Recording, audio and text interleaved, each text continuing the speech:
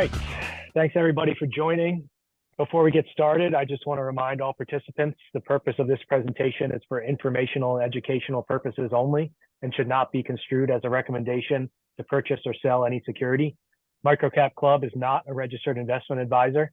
MicroCapClub, its partners, members, subscribers, and affiliates may or may not hold positions in one or more of the securities mentioned on this program and may trade in such securities at any time. Do your own due diligence and seek counsel from a registered investment advisor before trading in any security. I want to thank the MicroCapClub community for tuning into this business breakdowns and putting up with the technical difficulties. Our conversation today is with Gavin O'Dowd, the CEO of Haypp Group. My tag team partner for this business breakdowns is Ebin Hirschman. Ebin is an investor at Hudson 215 Capital, a family office in conjunction with Jason Hirschman, or 8-Track as we all know him. The Hirschmans have been MicroCapClub members since 2014. If you're interested in learning more about Ebin, we will put a link in the show notes to his work. Ebin, it's an honor to have you on this business breakdowns. Welcome. Thank you, Adam. I appreciate it.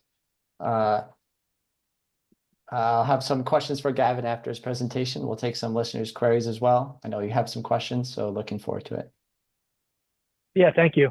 The business we're breaking down today is Haypp Group, which trades on the Stockholm Exchange under the symbol HAYPP. Haypp was originally profiled in September by Ebin, or Whisper Key, as we know him. Haypp is the largest online retailer of nicotine pouches in the world, operating multiple e-commerce stores in the US and Europe.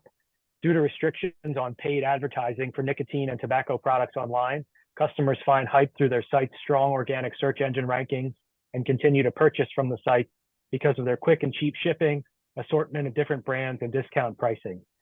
Maintaining share depends on these factors, not on marketing spend, and the company also partners directly with brand owners and manufacturers for on-site promotions and data and insights, consumer panels, and product trials. In the core markets of Sweden and Norway, Haypp's 20% plus growth in nicotine pouches and declining sales of snus in their core markets results in a mid to high single-digit EBITDA margin.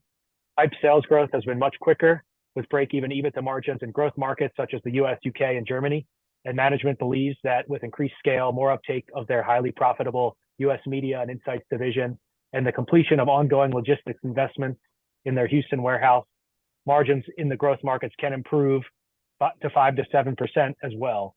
And consumer interest in nicotine pouches has both moved faster than and been limited by the pace of pertinent government policies, but future regulations in the US and Europe will determine how large this market and the company's market share can become. With that intro, Gavin, thank you very much for joining us today. We appreciate you being here. Thank you, Adam. I think you've actually done my speech for me. I'm not entirely sure if I have much extra I can add. But I'm going to take a few minutes and I'll pop through some of these slides reasonably quickly. I'm assuming most of the people who are on the call probably know something about us, or they're probably not here in the first place. So I'll pop through it reasonably quickly, just to give a little bit of a summary, and then we'll take some questions afterwards. I think I'd like to start with why we exist. So our role is to inspire healthier enjoyment for millions.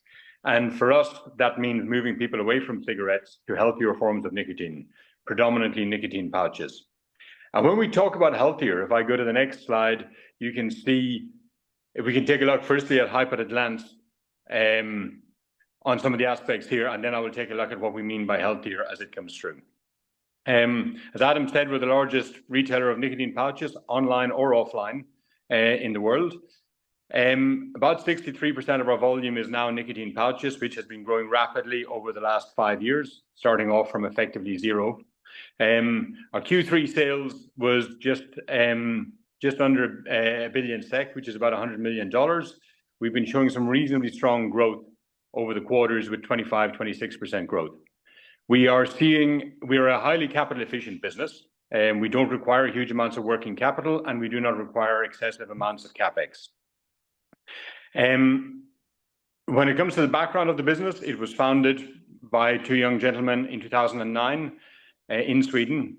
I took over the business about 7.5 years ago. We expanded outside of Sweden, firstly across Scandinavia, then across our growth markets of the US, the UK, and German-speaking Europe. We're headquartered in Stockholm with a team of about 200 people. And one of the points which is most prominent and what we're proud of is that we have 100% youth access prevention in all of our markets. Going back to the inspiring healthier enjoyment and how we define healthier, there's a multitude of what's referred to as risk continuums, which look at how dangerous one nicotine product is to another, but they generally all have a very similar outcome when it comes to the data sets behind them. What you can see here is the most prominent one, which shows using cigarettes as a proxy of 100, shows the relative health impacts on people of alternative products. And as you can see here in the far right is nicotine pouches. And for this reason, we get quite a lot of support from regulators, which we'll touch on later on regarding this principle of risk reduction. If I take a look at the category and the overall oral nicotine and tobacco category here, looking at snus and nicotine pouches across the markets which we operate in, here is the trajectory which we have seen to date and the trajectory that we're seeing out for the next 4 years. There seems to be very strong growth driven by nicotine pouches. It's becoming the prominent aspect of the category from 2021, and the traditional category is moving into decline. Key factors for this is driven first and foremost by strong consumer demand for safer products, which they can enjoy. On the back of that, there's also a lot of regulatory support for getting people away from cigarettes and taking pressure off the health systems.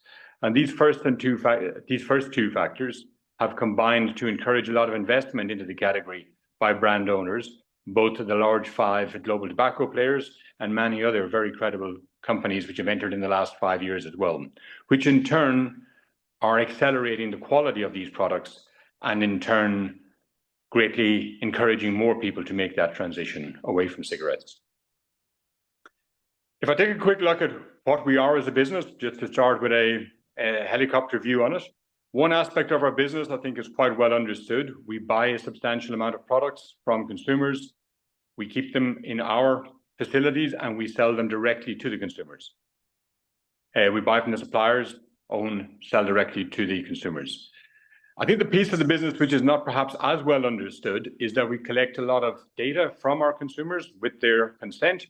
We process it, and we have become the largest insights provider back to the industry globally when it comes to knowledge about how the industry is moving and how people should adapt their position within the value chain to that. If I move along to our relationship with the consumers, first of all, the first aspect I would like to start on our relationship with the consumers on the next slide is how it is we acquire consumers.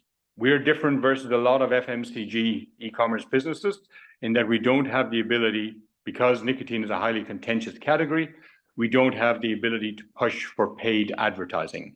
Instead of that, the vast majority of our new customers that we get on any single given day comes from our organic rankings in leading search engines. Historically, this has been predominantly Google. And there's a few dynamics to this. One, while Google will alter their algorithms on a regular basis, what they will always do is they will prioritize what is the best experience for their customers. And they will rank those sites at the top when it comes to SEO or organic ranking. Within that, Google will look at a range of factors, some of which are site performance. Is your site quick to load, easy to navigate, etc.? We build all of our sites with that as the primary chromosome within it, and the bulk of our sites are bespoke, built by us in-house with SEO as the primary aspect of it. The second aspect which Google will regularly look at here is the quality of content on the site. Is your content unique to you? And is the content that consumers are prepared to consume and enjoy along the way? Because of our scale, and we're about 14 times the size of the second biggest online player in this industry, we have a scale to be able to generate content that nobody else can match. In addition to that, we get a substantial amount of content created for us by the brand owners because they wish to position their products quite well with the millions of visitors which we get to our sites each month. Following on from there, Google will regularly take a look at conversion rates. It is a great validation for Google that not only is your site easy to navigate, your content regularly consumed, but particularly for an e-commerce site, if they can see that there's a robust conversion rate going out, it really validates that they're sending the traffic to the right site. And they will also do that on a recurring basis of seeing customers coming back month after month and also checking out. And this is why what you can see in the top right here, that different stores which we own take up the leading positions across all of the markets that we operate in. We run multiple stores per market, and this is because the leading store will take the majority of the traffic, but the second store will take the majority of the remaining traffic, and so on and so forth. So we often run between 2 and 4 sites per market. This creates two dynamics within the business. The first one of which is that our marketing spend is a small and ever reducing share of our revenue. You can see that our marketing revenue spend spiked to 3% of our revenue in 2019 as we expanded into new markets, and Google wasn't necessarily aware that these were nicotine products, so they allowed more advertisement to go through. However, it has been gradually reducing over time as Google is becoming more and more efficient at grasping that this category and search terms around it relate to nicotine. The second aspect around this is that this creates quite a substantial barrier to entry. Even if somebody can get to a stage of getting their permits in place, getting their sites up and running a robust e-commerce business, what they cannot do is buy traffic to their site. And this is why we have been able to sustain such strong market share and growing market share across of our markets. Then if I move to the next slide and you look at, keeping customers, we generally find that once we get a customer via organic traffic, we keep a very large share of those customers. And the main reason why customers stay with us is driven by a combination of our price advantage versus offline, where subject to our markets, we can be operating with a 20 to 40% discount versus offline. We recognize we don't need that price gap, but it is excellent for accelerating the migration from offline to online. Assortment is the second aspect, where we carry a much broader assortment versus many other stores. In some of our markets, we carry up to 1,000 SKUs as opposed to 20 to 30 SKUs, which can be found in a reasonably well-stocked convenience store. And then lastly is convenience. This is a category whereby the consumers want certainty that when they order it, it will arrive when they expect. And what we see is that as consumers come in and trial us, they not only stay and remain extremely loyal, which you can see here in the gray section as it goes through, but as they get into their second and third year, we get a higher and ever increasing share of their annual consumption as they become more habitual for buying online. And we also see that as they get to understand the value of some of the new SKUs which we're bringing to the market, they often uptrade to more premium products as well. So our revenue driver is coming from not just new customers, but those customers spending more with us each year and uptrading to more premium products in many of the markets as well as we go forward. What this has led to is that we have very robust share across all of our markets. The top section in this chart here takes a look at our total market share in each of our markets, and the bottom section takes a look at our channel share. In markets where we've been established for longer, such as Sweden and Norway, we have circa 30 and 20% share of the total nicotine pouch market at this stage and continuing to grow. And within our channel share, we're operating with about 80 to 85% of the channel share, and that has been pretty robust over the last 4 to 5 years as well. When it comes to other markets where the category is only becoming more established, such as Germany, the UK, and the US, we have significantly lower total category share or total market shares, but we do have quite robust channel shares. And even for somewhere like the US, where we're seeing that we're only dealing with roughly 55% of the channel share, if you strip out the illegal cross-border products being shipped in, it is significantly higher. If we move on from here and take a look at some of the dynamics within this category, which sort of sets a base for our relationship with our suppliers, it's important to recognize that with the exception of perhaps the US for the last few years, and this is starting to alter quite rapidly now, there has been rapid change within the nicotine pouch category. So what you can see there on the left is that roughly 30% of our sales on any given day are products which did not exist 1 year earlier. And on the back of that, what you can see is that hundreds of new SKUs are being launched on our platform every year. And I think it's safe to say for every SKU we launch, there's approximately 8 to 9 SKUs that we reject. And in that environment, the lifespan of an SKU is becoming ever faster when it comes to the share of SKUs that don't even make it through the first 12 to 18-month window as the consumer becomes more and more discerning and requiring ever better products in this space. And it's in that environment where the brand owners, such as the large 5 tobacco companies, wish to get as good a grip on the market as possible for each of their brands. And we offer 2 services to support them on this space. The first service we refer to is our media service. And here, for any new product coming to market, generally what the owner of that product wants is to, first of all, generate awareness of the product and also generate trial.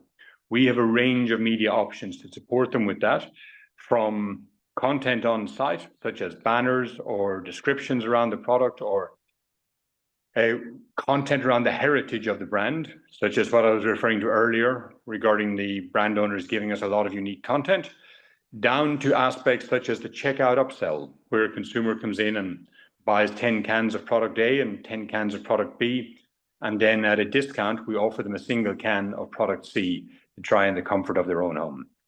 And it is now generally accepted in markets where we're quite well established that even, for example, in Sweden, even if we only account for 30% of the market, we account for more than 65% of the new product trials in the market in any given year. The second service which we offer is on insights. We are the largest provider of consumer insights to the industry globally. We're able to do this because we have a serious critical mass of consumers. We operate in all of the most valuable categories in the world, and we carry the broad range of credible brands. We started investing in this area quite significantly in 2020 to build up our data infrastructure, our analytical and our visualization capabilities within this. And we offer 2 specific services to the brand owners. The first service we refer to as the quantitative service, which is where a brand owner buys a front end to our data per market, per annum. And within that, they can see, either by our customer segmentation keys or by their own, which consumers are aware of their product, which consumers have considered their products, which consumers have trialed them to become part of the repertoire, and which consumers are loyal. And they can also see that when consumers leave their products, which products they go to. On the back of that, you then get the second service, which is referred to as the qualitative service, which is the why. So it was often a case that we recognize a significant number of consumers are leaving us to go to competitor brand X. We want to know, is it because of the brand expression? Is it because of the strength or the flavor or the mouthfeel? We will pick 1,000 or 2,000 of those customers and dig deeper into it with personalized research for them to understand what is it that the reasoning was. And if it comes back to something such as, it was flavor, well, then we can understand, was it the smell that was wrong with the flavor? Did the flavor taste too sweet, too bitter? Did the flavor not last long enough? Or was there a recurring taste from the flavor? So we can bring it back and give them very detailed basis of where they need to alter it. And we'll often get to a level where many of the brand owners will then go back and generate 2 or 3 new SKUs to come back and test with us and our consumer base, both on their existing franchise and their targeted source of business. And this is part of the reason why we have a much broader assortment of products that consumers come to for us versus other retailers, because it is in the interest of much of the industry to pre-launch products with us first and get the learnings. So in addition to the media and the insights, both of which are paid for in cash from the suppliers, we also consider ourselves to be the most profitable business partner for the industry in general. We believe that in the terms where we buy the products from the business partner at the same price as other large retailers, we generate roughly 15% more gross margin for the brand owner, partly because there is no returns in our business, there is no field force, there's no point of sale material, and there's not delivery at a nationwide level. So we are generally viewed as the business partner, the retailer that they want to partner most with. If I move along a little bit to the category and society's expectations and regulation around this, we have prioritized regulatory compliance from the outset, and from early 2018, we started to build up our compliance and our regulatory team quite substantially. We're a global leader in products in setting standards for the category, including product standards. In addition to making sure our marketing standards are up to scratch, we send every individual SKU off for independent testing up to our product standards before we will offer it to our consumers. And we share the content of that test with our consumers as well. And we're also, because of the relationships that we have here, we're also always involved in the dialogue with national governments on where the category is going and how regulation should occur for the category that goes forward. And we're also the provider of a lot of data through to regulators and governments on the impact which this category is having. If I move along from here to a slightly deeper look at the legal and regulatory environment. Firstly, the benefits of risk-reduced products are becoming recognized across a range of markets. Within the US, the FDA and the CTP, the continuum of risk is well recognized, and it is part of their charter to ensure that risk-reduced products which get people away from cigarettes are encouraged within the system. The only products which they've already offered MRTP status or risk-reduced status to is of general snus, but we recognize that there is a substantial number of products which are in the pipeline for processing on that at the moment. More recently in Sweden, there has been a clear position coming from the government where they have changed their national policy away from reducing tobacco usage to reducing tobacco harm, which fits perfectly with our overall direction where we're going to. And also in countries like the UK, the more recent nicotine and vaping bill, which has come out, reinforces the importance of this category for continuing to get adult smokers off cigarettes. We have a robust compliance plan across all of our markets on where we are, and we view in keeping in line with all of the local regulation as not just something which is the right thing to do, but knowing how much more complex this is likely to become in years to come, we also view it as quite a substantial competitive advantage for our business as we go through here. I'd like to address something here that I raised during the Q3 results, which is that we have, during the last quarter, experienced two challenges regarding regulation in our markets. One, the local municipality of Stockholm has taken a view regarding some of our youth access prevention in Sweden as being not quite in line with what they expected, and we're now in the process of going through court regarding the sale of the traditional tobacco-based products. Just to be clear on this, there is never one question in this case that any underage person ever got access to our products, and we have always had robust digital age verification for all of our processes, for all of our sales within Sweden. Where there is a bit of a question is regarding exactly what the interpretation of the law is, and we want to get this set and precedent in court. I think it's in everybody's interest, including the local municipality for that.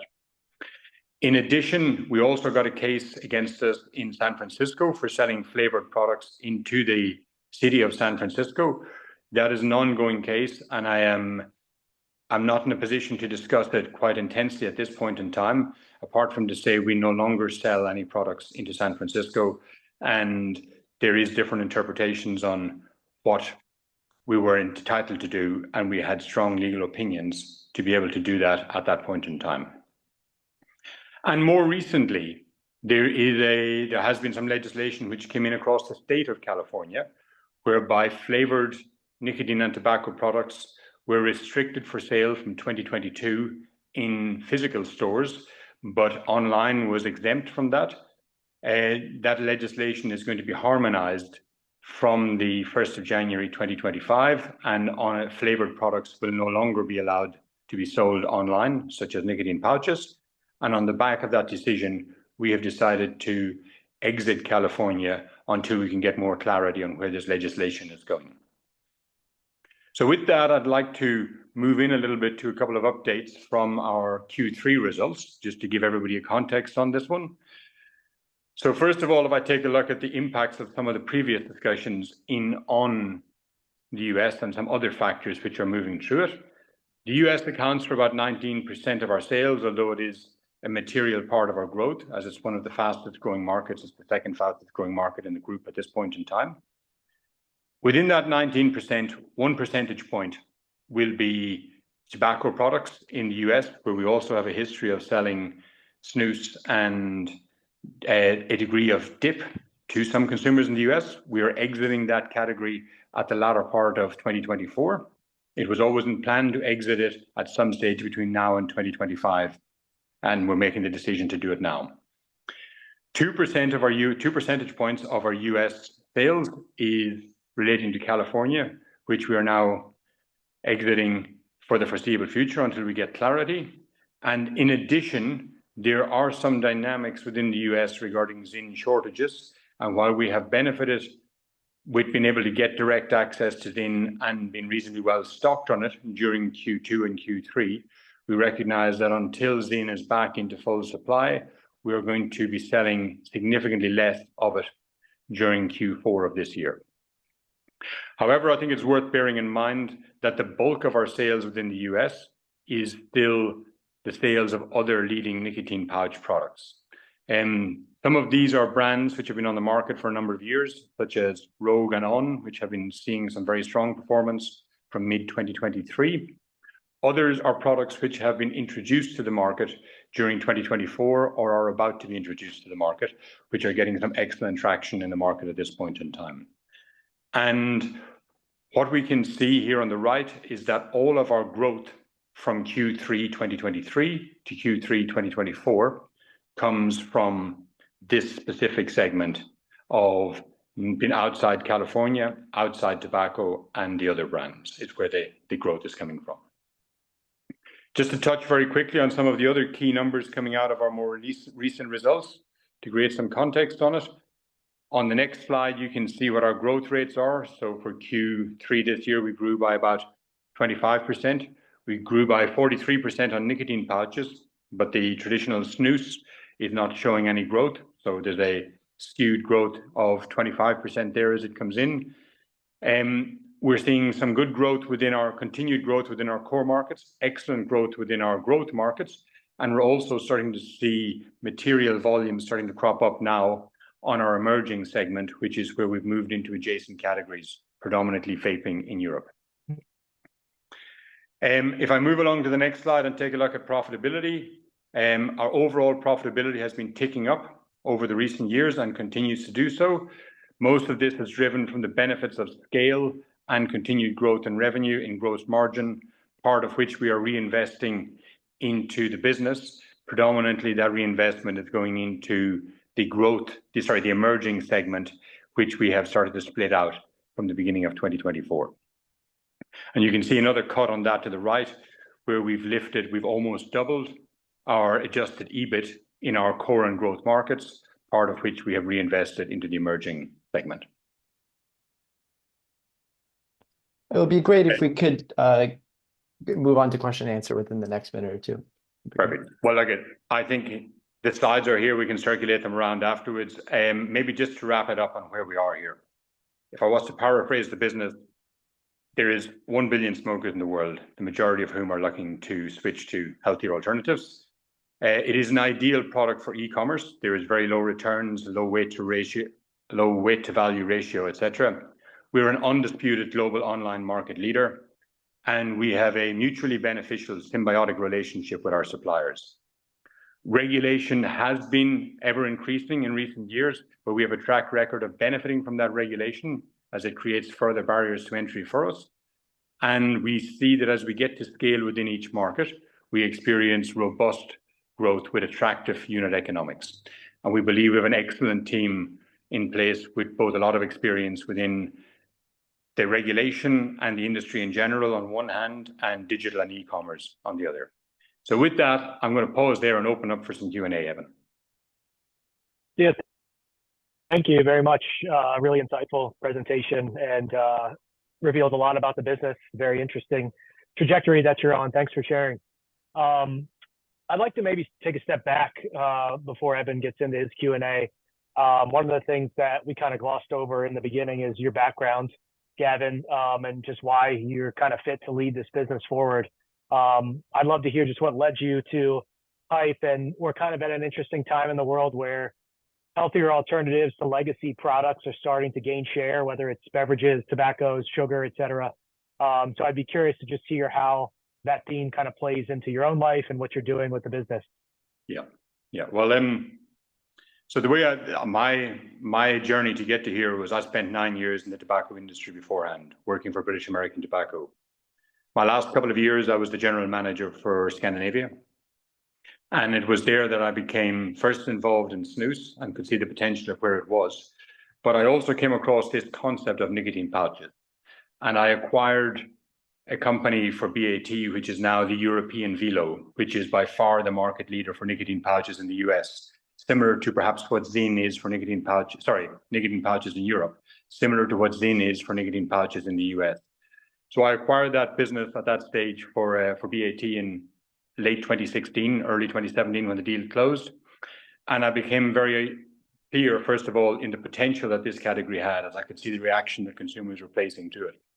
I also recognized that if it did start to play out in the direction that I thought that it would, there was going to be a significant number of other entrants coming in from brand owners. I didn't quite see as many entrants as there is now, but I could see that there was going to be a lot more. And in that environment, if you were seeing another 50 to 100 or even 200 new SKUs get into the market in any given year, offline was going to be extremely difficult to explain that to the consumer. The cashier behind a convenience counter isn't going to be able to tell you the difference between new SKU 46 and new SKU 84. Online was perfect for that. So it was on that basis that I already was familiar with the previous name of this company, which was Snusbolaget. I knocked on the door of the founders and painted a slightly different vision that this could be more of a nicotine pouch business, it could be more of a global business, and there could be a lot of value in the media and insights on this as it went through as well. And that was just under 8 years ago, and we started the journey from there. So that was what got me to here. But I've always been very passionate about the potential of risk reduction within the tobacco industry. Anything which kills 8 million people a year, I think, creates an opportunity. Excellent. Yeah, thank you. And one thing I'm always curious about, you mentioned in the presentation, do you ever feel like there will be an answer for competing with sort of illegal products entering your markets? Do you just have to hope for favorable regulation, or what's kind of the way that you've been dealing with that historically?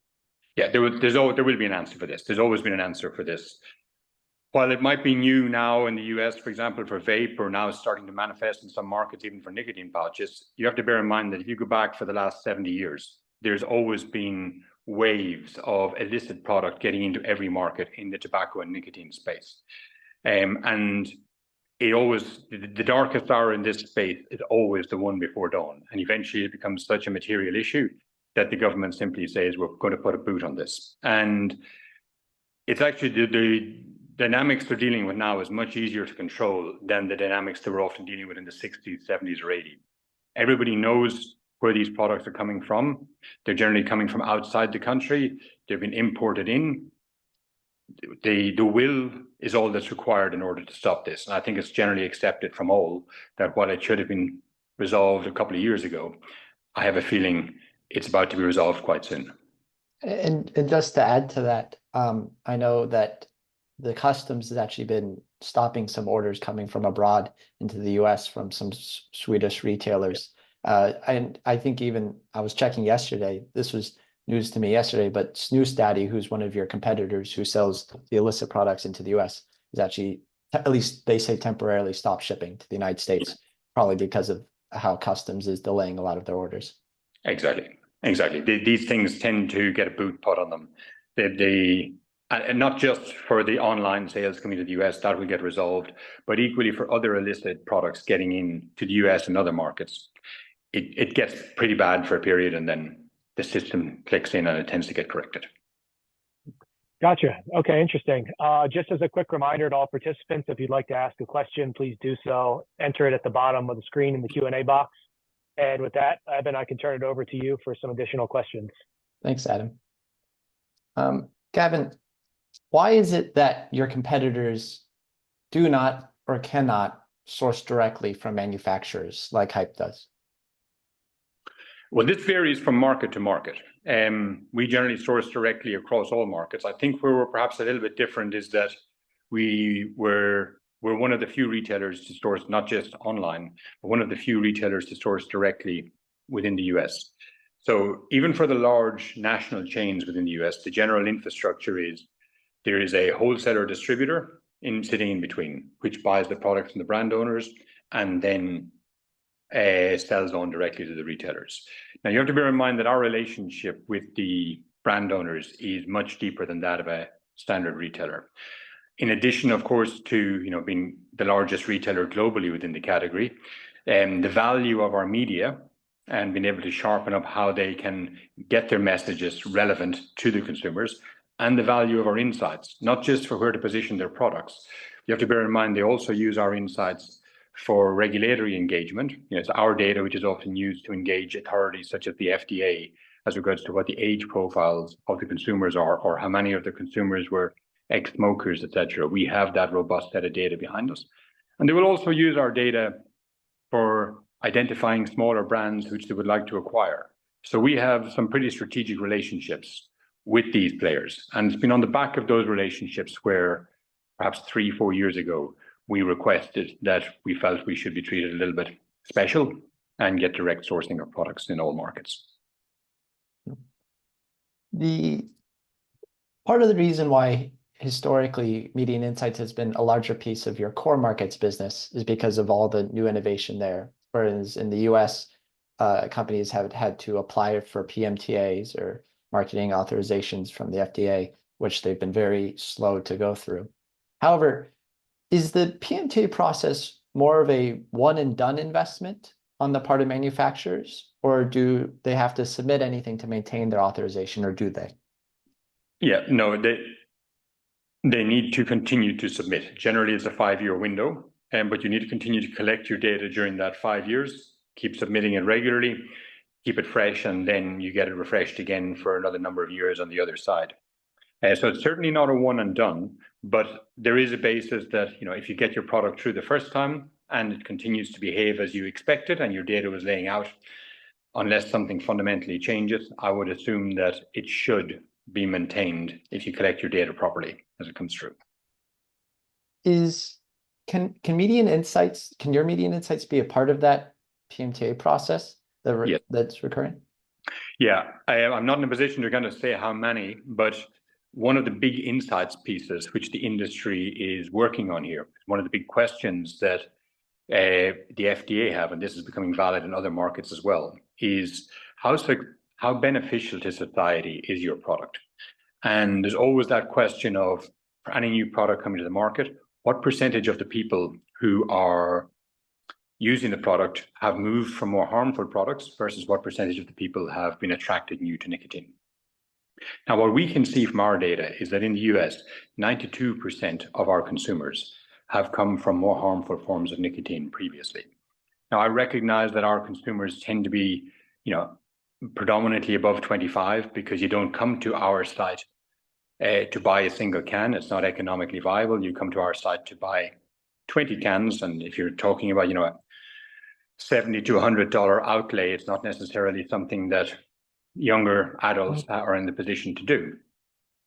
But our data is regularly used then by the brand owners where we share it, where we share the data with them and they submit that into the FDA. One of the pieces of data that we collect around our consumers is not just what their buying patterns is with us, but we ask a significant number of them what their nicotine history usage was. So it could be something like, at 18, I started smoking Pall Mall. At 25, I moved to Marlboro. At 32, I moved to Juul, and at 34, I moved to Zyn. That's the set of data that we have, and then we can also overlay that with, and we see this person uses X amount of Zyn, for example, or any other brand of this strength for the last 2 years, and they have gone for 18 months and they haven't had a cigarette. So our data is becoming increasingly useful to the industry in that space within the US, but it's also starting to expand across to Europe as well.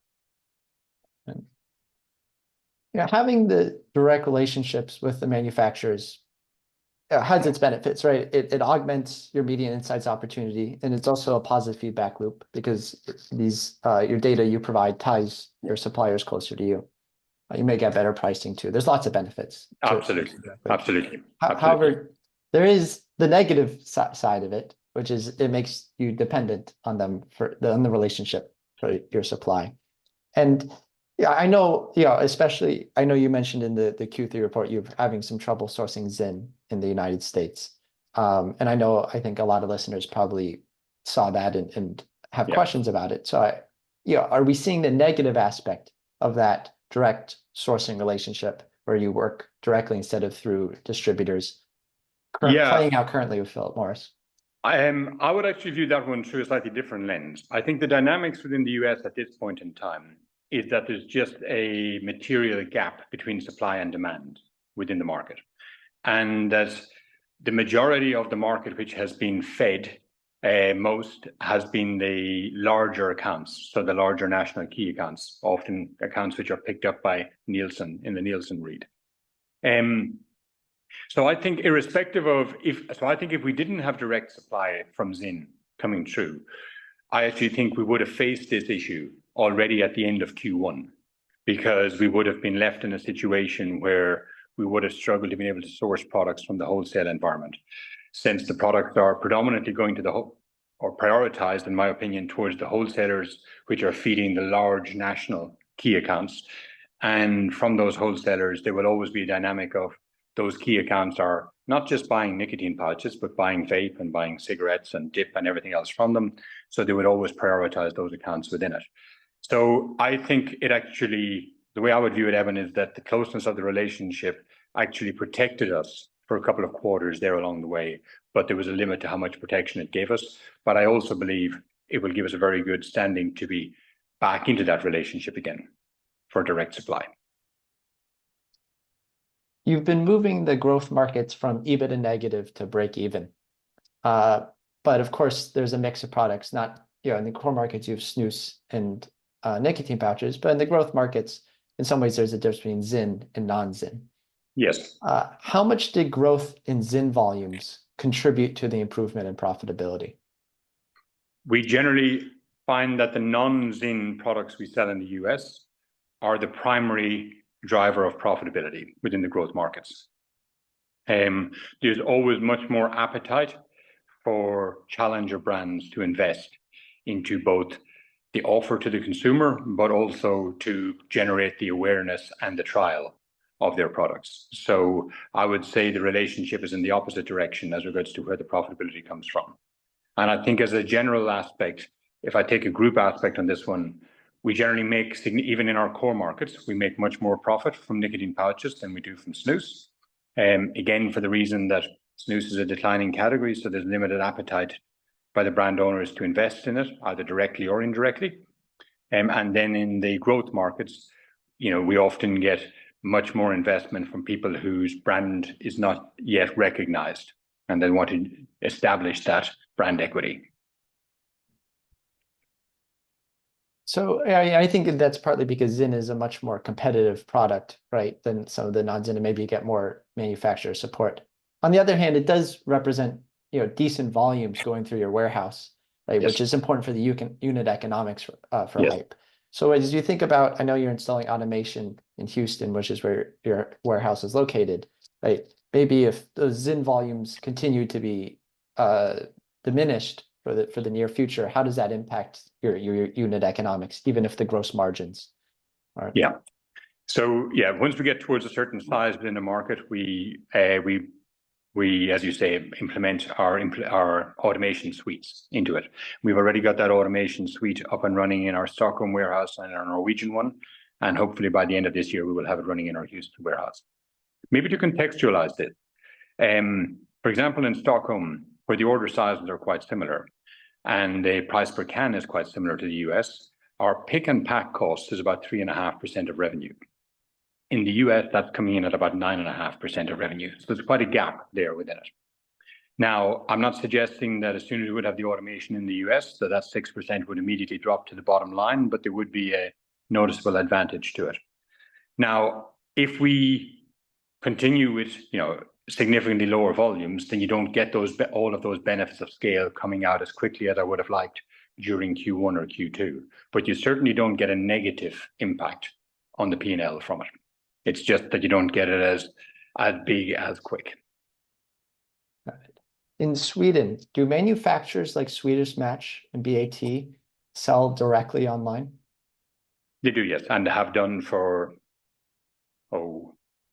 certainly the 7 or 8 years that I've been involved in the business, yes. Yeah, when I hear about, maybe it's because I live in the US, Zyn.com, others worry about the manufacturers going direct, right? They shut down Zyn.com temporarily, but still. Yeah. And there's free on, they have direct consumer sites. Yes. In Sweden, are they exist, but are they competitive? Are they taking share? Because whenever we've discussed it, we've always discussed on the US side, not the Swedish side. Yeah. But I think the dynamics around it are pretty consistent, whether it's, Sweden, US, UK, the dynamics around this are pretty consistent across them all. Yes. So we do see they're all running their own D2C platforms, but the share of sales that they're putting through their platforms is a fraction of ours, even after many years of them operating. And I think there's a couple of reasons for this. One reason that we see is that the consumer wants quite a broad assortment of products. So we, for example, see 2.6 different SKUs, and I think that's coming in at about 2.4 different brands on average per basket, where people are coming in and picking from different brands to meet their repertoire, even for during the day or sometimes for during the week, where they will alter between products. That's impossible to do on a single brand side. And the second dynamic to it as well is that our pricing can be quite competitive versus offline. And the brand owners struggle with being that competitive because it doesn't sit particularly well with the brick and mortar retailers, which is competing on this space. So, we now generally view most of these D2C platforms as brand building, equity building platforms. I think that's what much of the industry does as well. So it was something perhaps which was a concern to me 5-6 years ago, but as the years have gone by, the share of the online market that we take continues to grow, and that continues to decline. Is raising EBITDA margins in the core markets from 8.5% to hopefully 9 to 11%, is that a question of volumes? Is that a question of mix? This is in the core markets. Is this investments that Haypp has already made or will do, or something else? Yeah, so the growth in EBITDA margins in the US over the last few years is predominantly coming from mix. As I alluded to earlier, we generally make much higher margins on nicotine pouches than we do on snus. And it's only been in the last quarter where nicotine pouches have crossed 50% of our sales in Sweden, and only the quarter before where that happened in Norway. So what we can see is that the more of our mix which moves towards nicotine pouches, the more we see the overall margin improvement. Then, of course, on top of that, there continues to be benefits of scale as we come through on it. But the primary driver so far has been mix, because much of the benefits of scale we have been offering back to the consumer, and that's part of the reason why we continue to take such robust share within those markets. Thanks, Ebin. We have some questions coming in the Q&A, so I think Adam can forward some of these. Yeah, some interesting questions coming in from the audience. I'd like to get to at least one or two of these, so maybe I can wrap up these two together. So there's obviously not a large online market for cigarettes, probably likely due to regulation. But if you were to think about your business, 5 to 10 years out, do you think the online market for nicotine pouches will be different? And then as we get there, kind of as you think about your Google search rankings and just the use of Google in general, if that traffic takes a hit, do you have some areas to make up for that, or how are you guys kind of thinking about that moving forward? Let me take those as two slightly separate questions. So if I take the first one here, which is the lack of cigarette share online, I think there's also a little bit more restrictions around cigarettes online, but the biggest issue by far, and I guess anybody on the call which is a next smoker may be able to relate to this, I certainly can myself. Every pack of cigarettes you buy as a consumer is your last, right? It's not something where you say, I'm going to go out and buy the next month's worth of gear, because from the late 1950s, everybody started to recognize these things called cancer. So there's a very different relationship with risk-reduced products versus what there is with cigarettes, whereby people are prepared to buy it online. Now, when I joined this business initially, we had about 2% share of the Swedish market. And everybody said at the time, this is going to cap out at maybe 3 to 4% because people simply won't buy products online. We're now sitting at about 34% share of the Swedish market. And everybody is still saying to me, this is about to stop because people won't buy this online. I also regularly hear the message of, well, it might work online in Sweden, but it will never work anywhere else online. And I'm now seeing that we're getting close towards 10% share of the UK market, and we're growing share quite rapidly within the US as well. So I see no fundamental reason. There's a lot of benefits for buying online, and so long as the consumer is comfortable with understanding the category that they're using, and I think they need to be in order to use it anyway, then they may as well utilize those benefits of buying online. So that's on the first question. On the second one, regarding traffic and Google, I could be slightly off on this one, Adam, but I would be thinking here more as regards to should the dynamics around search alter on the back of large language models, etc., starting to overcome Google? Was it more on that space? Yeah, let's take it in that direction if you can, and if you'd like to add some more color in another area, that's fine as well. Yeah. So we work quite closely on this space. We recognize that there's some serious disruption coming through the market, or potential for some serious disruption coming through the market when it comes to how search engines have been over the last 2 decades, and whether it comes from Google themselves or whether it comes from one of the other players within it. However, the principle is still going to be the same.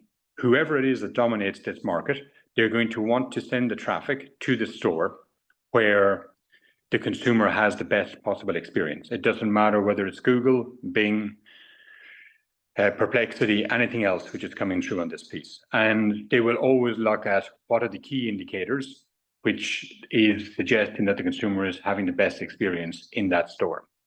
So I'm not greatly concerned around that at all. I think as long as we keep to the principles rather than trying to game any specific player, then we will be fine.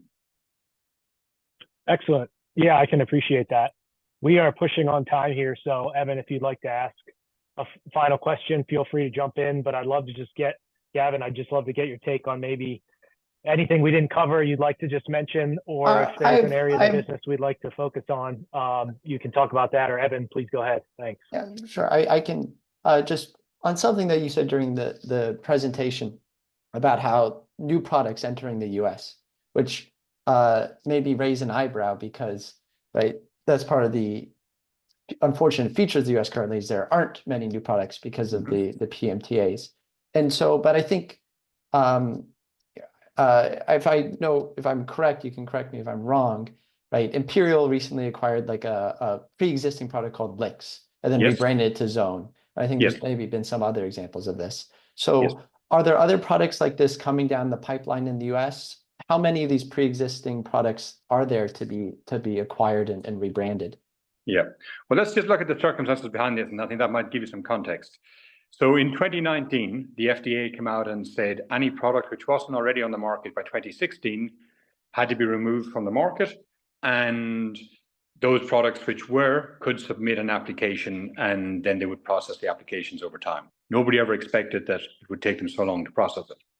However, that legislation was written in a very clear basis of it related to products with tobacco-derived nicotine. Now, nicotine is a chemical. It can be extracted from a tobacco plant. It can equally be created in a lab, which is often referred to as synthetic nicotine.